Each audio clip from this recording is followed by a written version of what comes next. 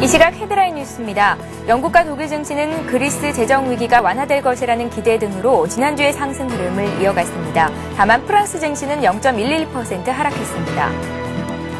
신용평가사 스탠더드앤푸어스가 그리스 채무 위기와 관련해 프랑스 민간은행들이 계획하고 있는 자발적 롤오버도 채무 불이행으로 간주하겠다고 밝혔습니다.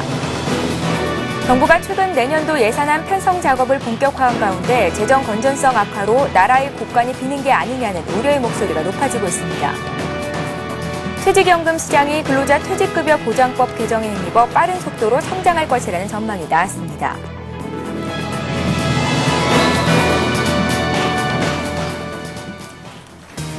네, 밤사이 마감한 글로벌 증시와 전일 우리장 분석을 해보고 꼼꼼한 실전 투자 전략 짜드리는 시간인데요. 먼저 인사부터 할게요. 굿모닝 대박의 강 3부 시작됐습니다. 자, 오늘도 역시 오늘의 대박 전략을 함께 하실 두 분의 전문가를 모셨는데요. 김성난 대표 그리고 정태근 전문가 제 옆자리에 하셨습니다. 안녕하세요. 네, 반갑습니다. 예.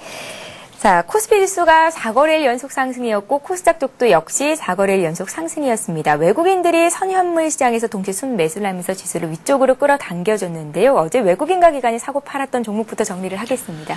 네, 어제 외국인이 사고 팔았던 그 종목부터 보시도록 하겠습니다. 코스피입니다.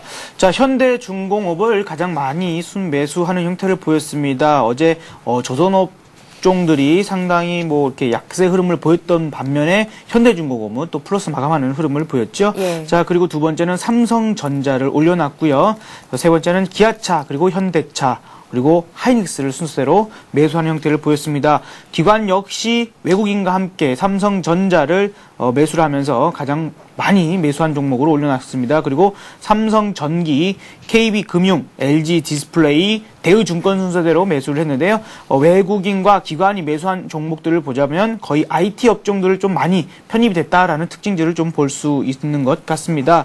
자, 그리고 외국인과 기관이 매도한 종목도 살펴보도록 하겠습니다.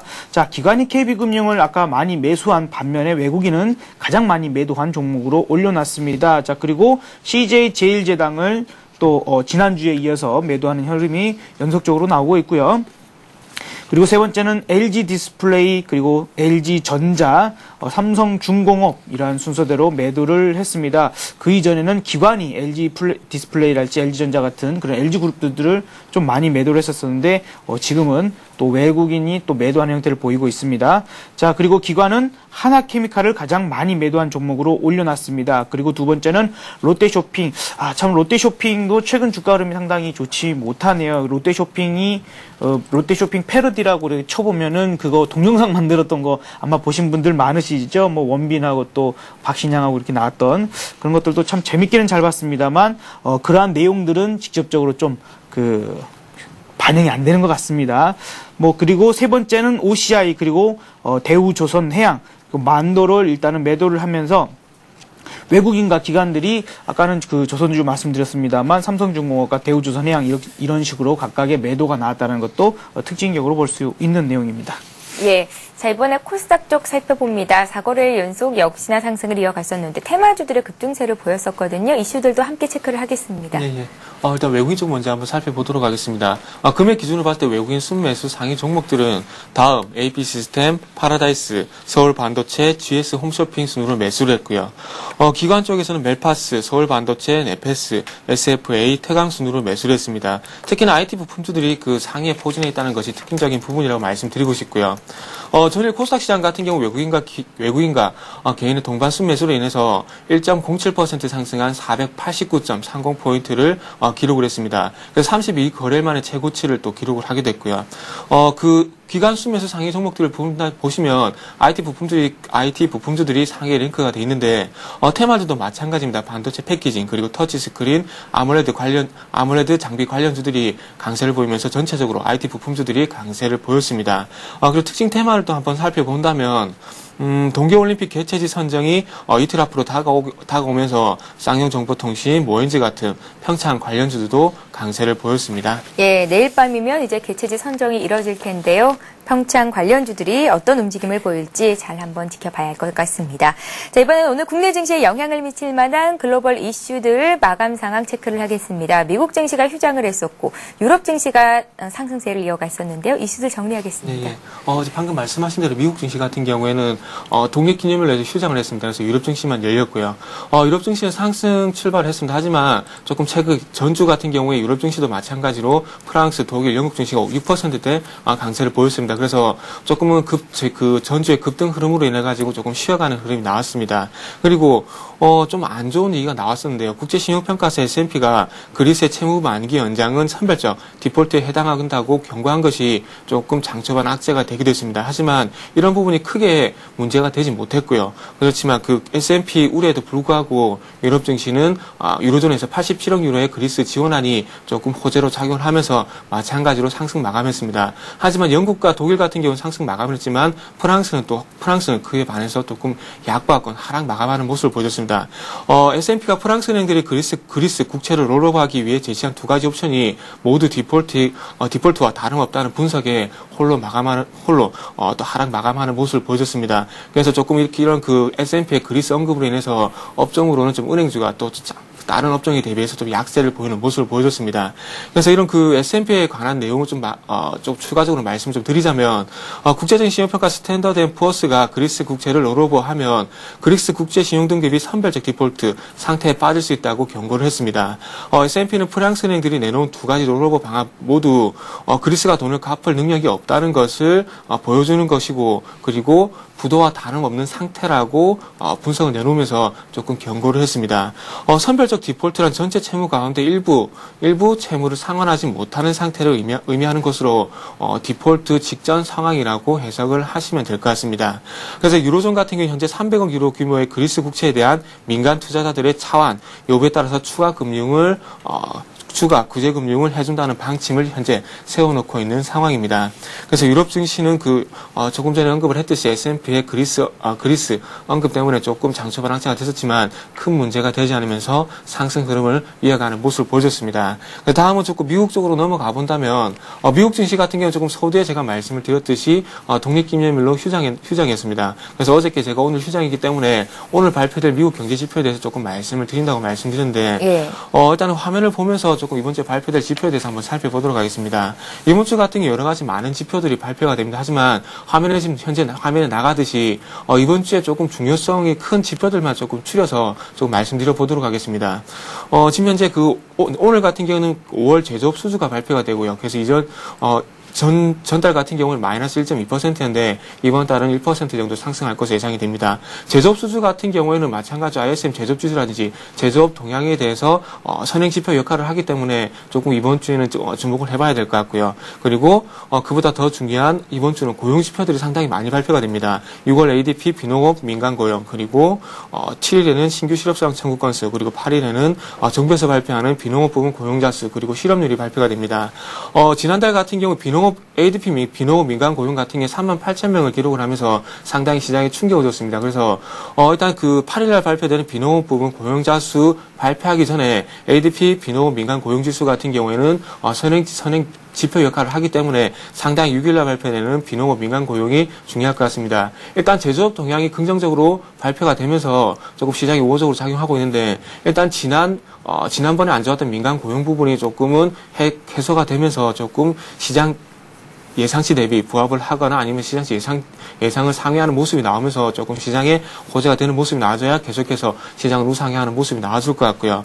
특히나 신규 실업수당 청구 건수 같은 경우에는 전주까지는 크게 큰 영향을 주지 못했습니다. 하지만 이번 주에 굵직한 고용 지표들이 많이 발표가 되기 때문에 신규 실업수당 청구 건수도 상당히 중요하게 발표가 될 것 같습니다. 그래서 예상치인 42만 건을 조금 하회하는 모습이 나와줘야 될 것 같은데, 계속해서 지난주까지 계속해서 예상치가 42만 건으로 집계가 되고 있습니다. 하지만 거기에 미치지 못하면서 예상치 상회하는 모습을 나왔는데, 일단 이 부분도 일단 중요하게 보셔야 될 것 같고요. 그래서 어느 때보다 이번 주는 조금 실업률은 고용 지표가 중요하고, 그리고 이번 주 한 주가 우상향하는지 아니면 조금 조정을 받는지 거기에 대한 부분은 고용 지표에 달려있다 말씀드리고 싶습니다.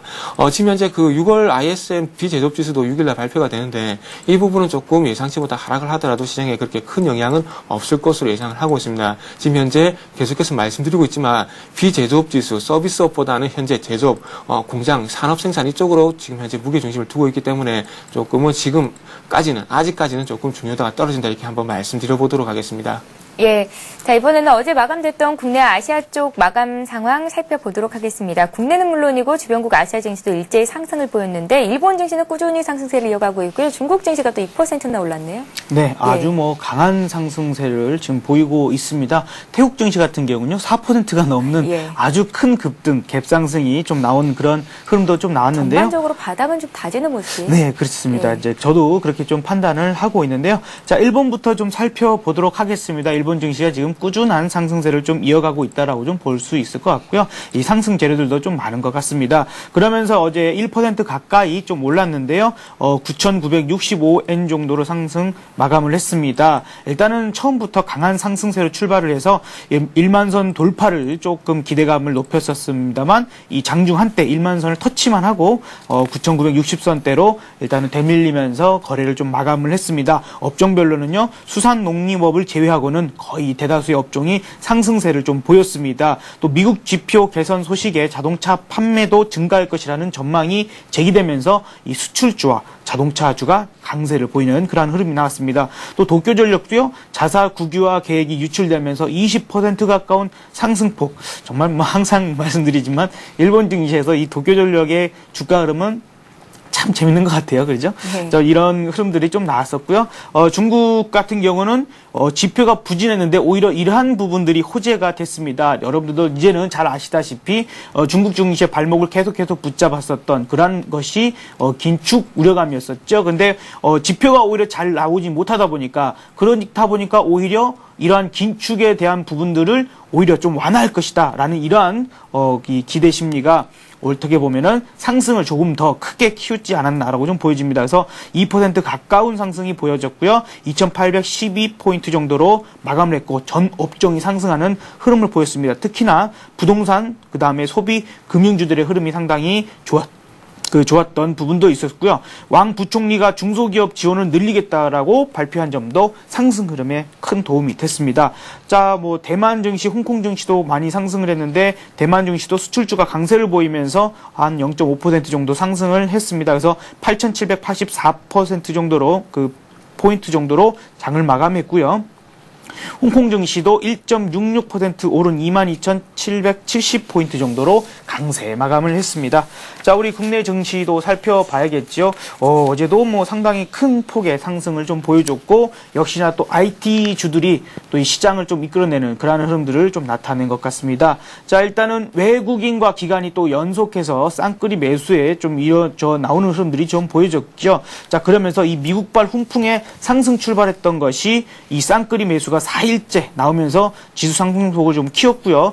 또 기타 국가단체에서도 900억이 넘는 순매수를 하면서 이 상승세에 좀 도움을 주었습니다. 장중에는 2150포인트를 상회했었습니다만 개인이 이제 5일째 이 차익 매물을 내놓으면서 2145포인트 정도로 장을 마감했습니다. 코스닥 증시 역시 상승 출발해가지고 개인과 외국인이 사자에 나서면서 490선에 근접한 상승폭을 보였고요. 이 나흘째 상승 마감을 했습니다. 일단 투자 심리 자체가 많이 개선되고 있는 부분들과 어제 같은 경우에도 일단은 개인은 한 3억 원 정도밖에는 매수가 들어오지 않았고 외국인이 168억입니다. 그래서 말씀을 드리지만 이제는 코스닥 시장도 이 코스피 시장이 한번 큰 상승을 한번 한 다음에는 봐야 된다. 그래서 이 낙폭이 과대했던 실적 우량한 그러한 종목들, 그러니까 너무 좀 작은 종목들에만 관심 있게 보실 게 아니라 실적이 좋은 우량한 기업들로는 코스닥도 좀 관심을 가져보시는 게 좋을 것 같습니다. IT주들이 상당히 큰 상승세를 보였죠. 어제 코스피 시장에서요. 근데 이 지난 1일 미국의 ISM 제조업 지수가 일단은 예상치를 뛰어넘는 그러한 발표가 나오면서 이 미국 경기 회복에 따라서 IT 업종도 회복세를 보일 그러한 기대감에 뭐 삼성전자가 상당히 큰 폭으로 올랐습니다. 그리고 LG전자, 삼성전기, LG이노텍 등 IT 대표주들이 오름세를 올랐고요.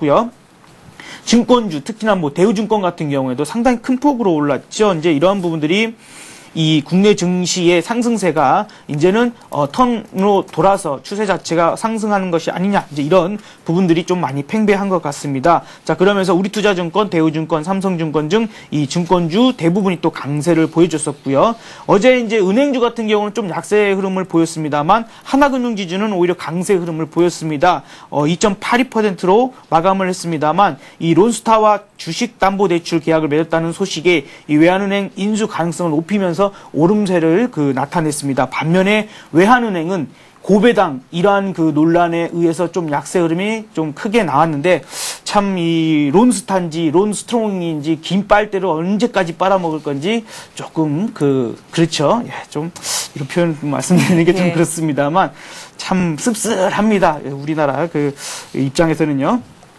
자, 그리고 국순당이 또 4%가 5% 가까운 상승세를 좀 보여줬는데 이 막걸리에 항암 물질이 있었다는 소식 예전에 한번 들으셨죠? 이제 이런 부분 때문에 막걸리 생산량이 전년 대비해서 16% 이상 급증을 했고 그러한 부분들이 또 막걸리 열풍이 다시 한번 재개될 조짐이 있을 것이다. 이런 기대감에 큰 상승을 보였던 것이 또 특징적이었던 것 같습니다. 예, 이렇게 해서 국내 쪽까지 정리를 잘 해봤습니다. 지금 시각이 8시 14분을 막 넘어가고 있고요. 개장을 한 46분 정도 앞두고 있는데요. 오늘 각 증권사에서는 어떤 리포트들을 내놓고 있을지 리포트 내용 살펴보고 가겠습니다.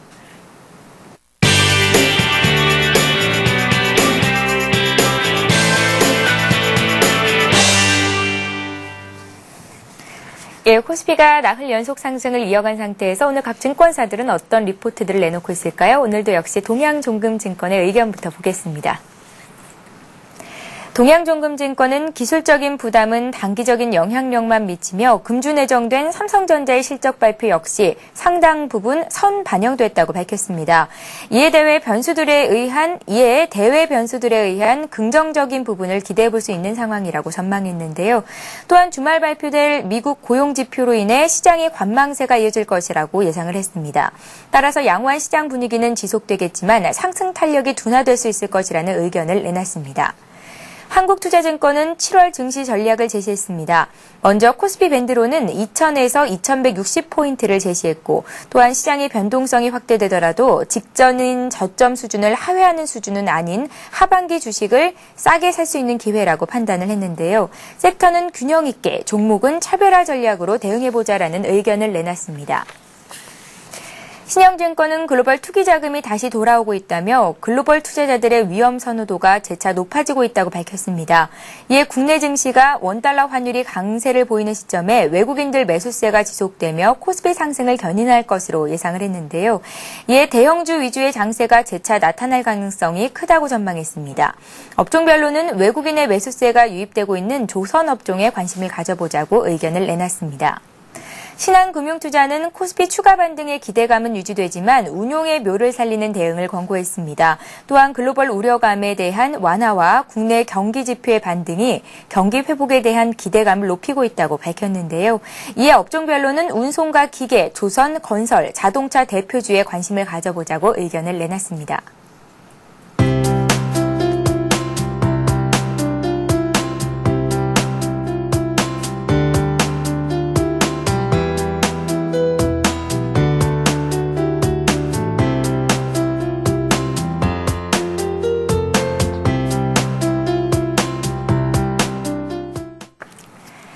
네, 오늘은 우리투자증권으로 가서 자세한 투자 의견 들어보겠습니다. 투자정보센터의 이경민 책임연구원 만나볼게요. 안녕하세요. 네, 안녕하십니까. 예, 오늘 우리투자증권 어떤 투자 의견 내놓고 있는지 정리를 해보겠습니다. 네, 최근 글로벌 증시가 강한 반등세를 보이고 있습니다. 단순 기술적 반등 수준 이상의 흐름을 보이고 있다는 점에서 향후에도 추가 반등 시도가 좀 전개되지 않을까라는 생각을 하고 있는데요. 물론 글로벌 증시가 단기간에 가파른 상승세를 보이면서 단기적인 가격 부담 그리고 상승 필요도가 커질 수 있는 시점임은 좀 감안할 필요가 있습니다. 미국 증시가 특히 5거래일 연속 상승세를 보이며 주간 수익률이 5%를 넘어서고 있기 때문인데요. 1990년 이후 최근과 같이 S&P 500 지수가 5일 연속 5% 이상의 상승세를 기록했던 경우는 모두 12번에 불과했는데요. 그 중에서 대부분, 그러니까 두 차례를 제외하고는 단기 5일 수익률이 좀 상승 탄력이 둔화되거나 물량소화 과정을 겪는 경우가 많았던 것으로 나타나고 있습니다. 이는 경기 모멘텀이나 시적 모멘텀 존재 여부와 상관없이 단기적인 기술적인 조정 압력이 그만큼 컸다고 볼 수 있기 때문입니다. 하지만 주목할 부분은 이후의 방향성이라고 볼 수 있겠는데요. 결과적으로 경기 상승 국면 또는 턴어라운드 국면에서는 단기적인 물량소화 과정은 불가피하지만 이후에는 고점을 높여가는 추세적인 상승 흐름이 나타났다는 점을 좀 감안하실 필요가 있겠습니다. 최근에도 미국 경기에 대한 우려감을 자극했던 제조업 지표가 강하게 반등하며 향후 전망을 밝게 해주고 있고, 일본 GDP의 복구에 따른 3, 4분기 미국 GDP 성장률이 정상화될 것이라는 기대감 등을 감안해 봤을 때는 경기 모멘텀이 재차 회복되는 모습을 보일 가능성이 높다는 판단을 하고 있어서 단기 급등에 따른 물량 소화 과정은 불가피하겠지만 최근의 상승 기조는 이어질 가능성이 높다고 보고 있습니다. 코스피 또한 안드렐리 1차적인 목표치는 어느 정도 충족되는 모습을 보이고 있고, 기술적 분석상 가장 중요한 2140에서 2180포인트의 변곡점 수준에 진입하고 있는 것으로 보고 있습니다. 최근 강한 가격 지표의 회복세에 비해 거래량 거래대금 증가세가 충분히 뒷받침되고 있지 못하는 점에서 일정한 매물 소화 과정은 전개될 가능성이 높다고 볼 수 있겠습니다. 하지만 글로벌 주요 증시에서 감지되고 있는 추세 전환 시그널, 그리고 코스피 중기 추세와 높은 상관성을 보이고 있는 경기 선행 지수와 동행 지수의 상승 반전 등을 감안해 봤을 때는 물량 소화 과정이 나타나더라도 최근의 상승 흐름이 크게 위협받지 않을 것으로 보고 있습니다. 즉 기술적 요인에 의한 조정 장세가 나타날 경우 향후를 대비하는 전열을 가다듬는 기회로 적극 활용할 필요가 있을 것으로 보고 있습니다. 따라서 당장은 2, 4분기 어닝 시즌을 앞두고 실적과 가격 메리트를 활용한 종목 선별이 중요한데요. 대내적으로는 실적 측면에서 여전히 자동차 및 부품, 그리고 조선주 등 경기 민감주와 함께 꾸준한 실적 개선세를 나타내고 있는 내수 관련주 위주의 비중 확대 전략이 필요할 것으로 보고 있습니다. 예, 우리투자증권의 의견 들어봤습니다. 투자정보센터 이경민 책임연구원 고맙습니다. 예, 감사합니다.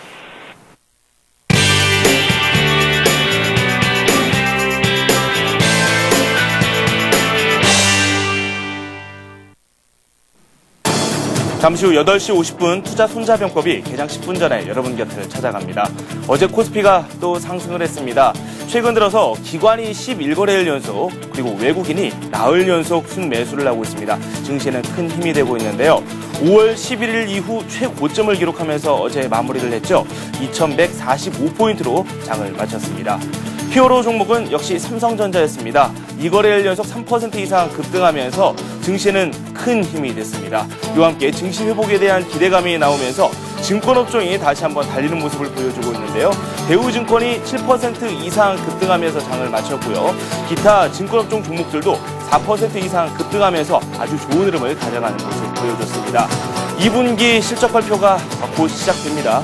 이를 앞두고 턴어라운드 종목과 그리고 업종을 발굴하는 시간, 오늘 이 시간에 가져보도록 하겠습니다. 저는 잠시 후 8시 50분에 찾아뵙겠습니다. 예, 계속해서 오늘의 대박 전략 이어갑니다. 구체적인 투자 전략자 드리는 시간이 왔는데요. 김성현 대표님 의견부터 듣겠습니다. 네.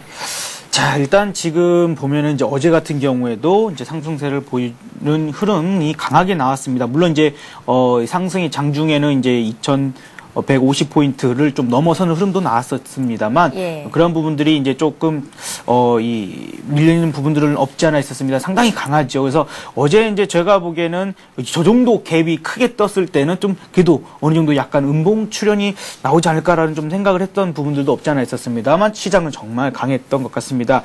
일단은 글로벌 전체적으로 보자면 투자 자금이 좀 이동을 하고 있는 부분들이 보이고 있습니다. 이제 그 부분이 안전자산 어떤 선호의 흐름들이 지금은 다시 한번 그 위험자산 쪽으로 나오고 있는 부분들이기 때문에 지금의 외국인들의 어떤 그 매수세가 연속적으로 나온다라는 것이 그러한 부분들로 좀 표현이 된다라고 볼 수 있을 것 같고요. 어쨌건 이제 또 실적 장세가 이제 시작이 됐죠. 그래서 그러한 부분들로 변화가 되고 있는 시점이기 때문에 지금은 이제 지수도 중요하겠습니다만 이제 항상 그렇죠. 뭐 마찬가지로 우리가 뭐 지수 관련된 상품에 뭐 투자를 한다거나 파생 쪽을 하시는 분들이 아니라면 어차피 내가 가지고 있는 종목이 잘 가야만이 수익이 나겠죠. 이제 이런 부분들이 일단은 그 가장 실적이 많이 살아있고 앞으로 이제 기대가 되는 그런 쪽에 일단 투자하시는 것이 맞겠다라는 일단은 말씀을 좀 드리도록 하겠습니다. 그래서 이 증시시장 자체가 여기서도 더 상승을 이어가려면 어쨌건 이 경제 지표와 기업 실적이라는 이 펀더멘털에 대한 개선이 필요한 부분이거든요. 그래서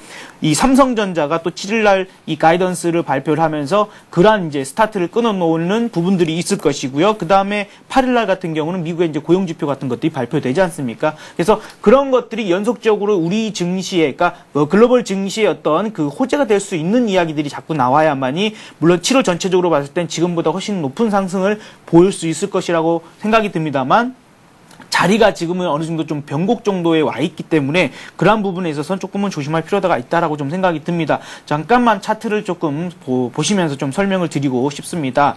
자, 이제 이 이전에 지금의 이제 온 자리가 바로 이제 전 고점 자리까지 왔죠. 자, 이제 그 부분에 와 있는 상태입니다. 근데 요 이전에 이제 왜 하락을 했었는지 혹시 이제 기억하시는 분들이 계실 겁니다. 이때 무디스에서 그리스 신용등급을 3단계를 하향하면서 일제히 하락을 했던 그 시점이었거든요. 근데 이제 그 부분이 미국 시장이랄지 유럽 시장이랄지 이렇게 급반등을 일으키면서 만들면 상승을 올려놨는데 그것이 이제 그리스 문제였던 단기적인 이 해결 부분이 나왔다라는 거죠. 그래서 지금의 어떤 반등이라는 부분이 그런 악재로 인해서 하락을 했던 시점에 다 와 있기 때문에 지금은 이제 그것 외에 조금 더 다른 어떤 호재나 이 상승 모멘텀이 나와줘야 추가적인 상승이 가능하다라는 부분들을 좀 생각을 하셔야 될 것 같습니다. 자, 일단은 그래서 단기적인 목표치로서는 일단은 어느 정도 와 있는 게 아닌가라고 좀 보여지고요. 그래서 지금 이제 아직까지도 그 거래량이랄지 거래대금이랄지 이런 부분들이 조금은 저조한 부분이기 때문에 어떻게 보면 시간적으로 조금은 쉬어가는 구간이 나올 수도 있습니다. 그래서 아까 말씀드렸던 대로 삼성전자의 어떤 가이던스랄지 그 다음에 미국의 고용지표랄지 이러한 경제지표들의 어떤 추가적인 부분들이 호재로 작용한다라면 시장은 약간 쉬어가는 구간이 나온다 하더라도 크게 다시 그렇죠 상승세를 이어갈 수 있는 부분이라고 좀 보여지고요. 특별한 악재가 쏟아지지 않는 한 이제는 이 60일 이동평균선과 210선에 대한 이러한 그 갭이 발생됐던 부분에 대해서 어느 정도 이 지지력을 테스트하는 그러한 부분들로 정도로 이 조정이 나온다 하더라도 마무리될 것이 아닌가라고 좀 보여집니다. 자, 그래서 일단은 우리가 지금 관심을 봐야 될 만한 부분으로는 이제 말씀드렸다시피 어제 같은 경우에도 자동차 부품주 같은 경우는 또 신고가를 내놨죠. 이제 그런 부분들로 인해서 자동차 부품주는 여전히 이 관심 있게 보실 만한 부분이라고 좀 생각이 들고요. 화학 그리고 건설, 조선 그리고 금융, IT도 이제 강세를 좀 보이고 있습니다만 이제 오늘 정도가 좀 중요한 그 시점이 되지 않을까라고 좀 생각이 듭니다. IT도. 그래서 이 IT가 상승세를 이어간다라면 지수가 좀 더 올라갈 수 있는 부분이 많습니다. 왜냐면 어쨌건 시총의 비중이 상당히 크기 때문에 그런 부분들로 볼 수 있겠습니다만 아까도 말씀드렸던 자리에서 일단은 그 전 고점에 대한 그러한 부분들의 단기적인 목표치가 와 있기 때문에 일단 IT 흐름을 오늘은 좀 관심 있게 더 보시는 게 좋겠습니다. 예, 잘 알겠습니다. 김성남 대표님 오늘의 투자 전략 말씀 들어봤고요. 이번에 정태근 전문가 의견 들어볼 텐데요. 코스피 지수 밴드 상단으로 주셨던 2140포인트가 어제 돌파가 됐고요. 이제 좀 지지되는지 봐야겠죠. 어떻게 전략 세워볼까요? 마찬가지입니다.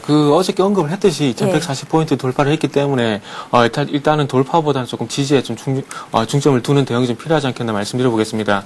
2140포인트의 중요성 같은 김성남 대표님께서 먼저 언급을 해주셨기 때문에 거기에 대한 언급은 좀 하지 않겠습니다. 그래서 충분히 설명이 됐을 것이라 생각이 들고 그래서 그만큼 항상 말씀드리지만 돌파가 중요한 것이 아니라 돌파하고 난 뒤에 얼마만큼 지지력을 보이느냐가 중요할 것 같고요. 같은 의견이신가요? 대표님과? 2140포인트 어차피 같은 의견입니다. 이전에 그 저항대 구간으로 작용했기 때문에 그 구간을 돌파해주지 못한다면 박스권 흐름으로 갈 수가 있기 때문에 중요하다고 말씀드려야 되겠죠. 그래서 기술적인 부분에서는 그 부분에서는 조금 박스권 대응이 박스권 흐름을 볼 수 있기 때문에 중요하다고 말씀드리고 싶고요. 그리고 분석 시장 얘기로는 조금 전에 언급했듯이 그리스의 무지신용 등급 하향 조정에 대한 얘기가 나왔던 시기입니다. 그래서 이런 공교롭게도 항상 고점이라든지 바닥을 가게 된다면 항상 그런 얘기가 한 번씩 나왔습니다. 그래서 지금 현재 2140포인트 돌파한 시점에서도 S&P에서 그리스에 대한 선별적 디폴트 그런 얘기가 나왔습니다. 그래서 그런 부분이 오늘 시장에서 악재가 될지 아니면 좀 유럽 시장처럼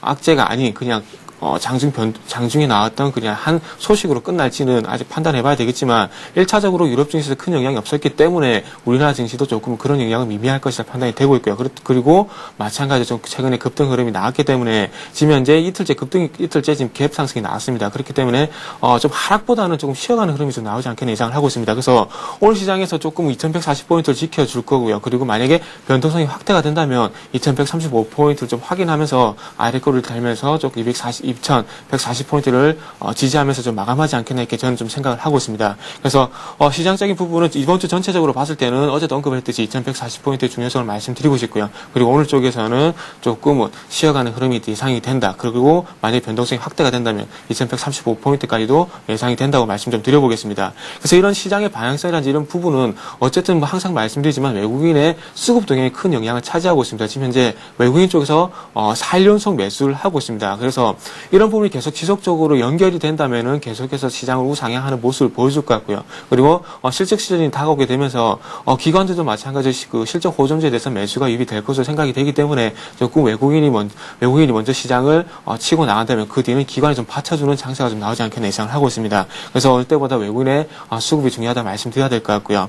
그리고 최근에 조금 그 한 가지 조금 우려스러운 부분은 최근에 외국인들이 선불 계약을 좀 만 계약 이상 누적을 시켰다는 겁니다. 이 부분 좀 화면을 보면서 말씀을 좀 드려보도록 하겠습니다.